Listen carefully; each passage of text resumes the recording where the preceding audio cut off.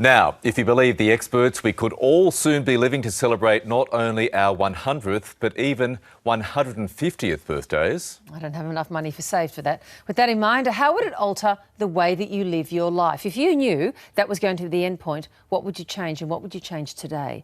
Our performance coach, Andrew May, joins us now in the studio. Andrew, good morning. Good morning. There's a challenge. How feasible, how likely is this outcome? Say for Michael and I, our generation. Oh, you two looking after yourselves. And Yeah. But really, realistically, could we get to like 95, 100? Yeah. So a young boy or a young girl watching this now, young boys will live to 80.4 years in Australia, so born in this period, and for women, 84.6 years. That's a long improvement. Back in 1890, it was 50 years. So if someone in the late 1800s lived to 50 years, we'd say he or she is old. I don't know if you both remember back to when you were young or younger and your grandparents at 50 or 60, they looked old. They were so old. And I think we got some footage on true. George Bacchus, who was on Gilligan's Island, compared to George Clooney. Now, Clooney, you put Clooney picture up and men and women around the world go, oh, genetics. But he does a lot to look after himself. So a 50-year-old now looks so different. There's the graphics.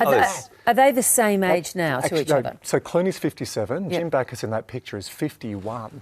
And he looks like he's 20 or 30 Like years old. a grandfather. I don't think the costume helps. Howard, what was his character? Howard Thurston III. The third. He was also the voice of Mr. Magoo. Was he? I did not know that. Jim Bacchus. There you go. Okay. Yeah.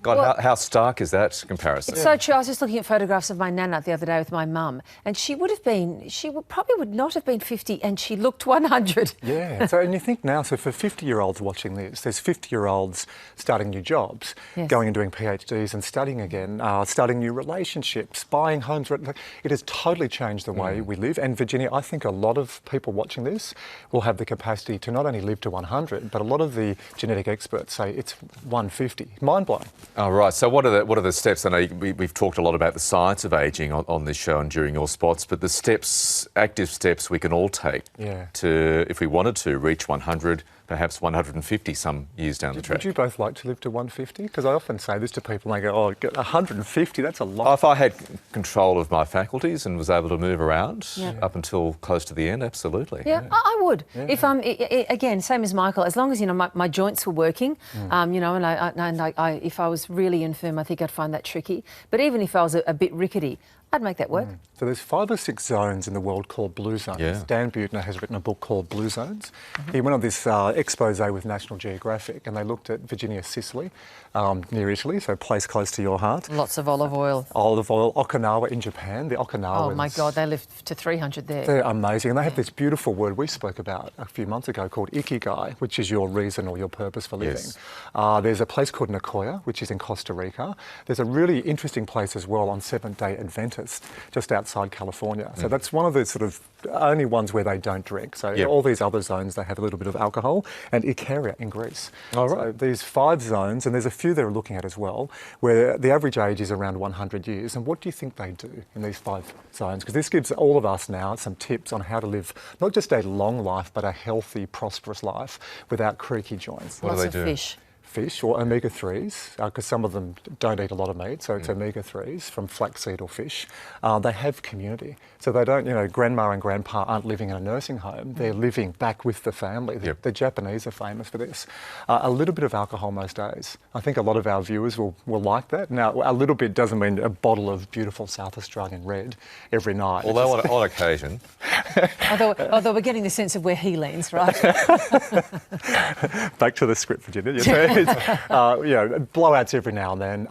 The tribe, if you think about, and Buettner's research showed, show me the 5 people you spend most of your time with and I'll show you your health habits. And when you think about that, if you're hanging around with healthy, positive, vibrant people, that's going to rub off on you. The other thing is they don't spend a lot of time on Instagram and Facebook and technology. They actually spend time in nature and connecting. And the other thing is they play, they have fun, and they're connected in their relationships. And moderate exercise. You don't have to be running marathons or lifting weights every day to stay physically fit. They wouldn't be with you in PK doing biceps, absolutely shaping your bodies not. in the gym.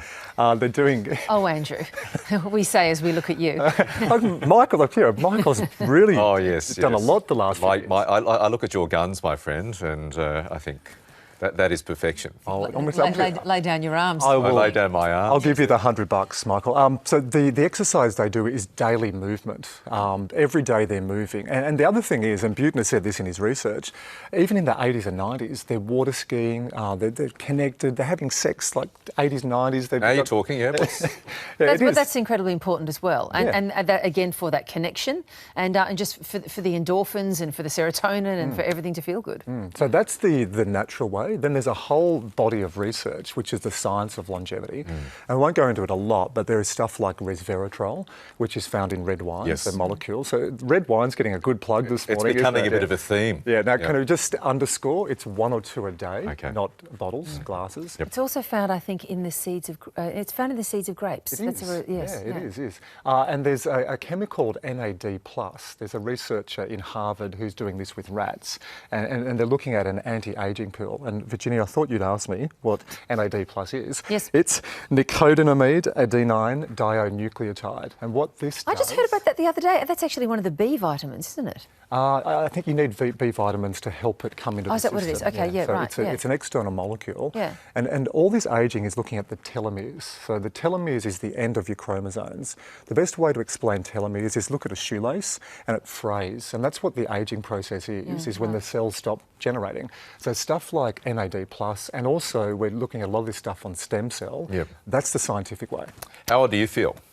I feel, actually my daughter said to me recently, Dad, what do you want to do when you grow up? And I thought, what a beautiful question. So I'm mid-40s. Physically, I feel in my 30s. I really do. Yeah, you look as though you do too. Yeah. He said to us off air that he felt 100 today.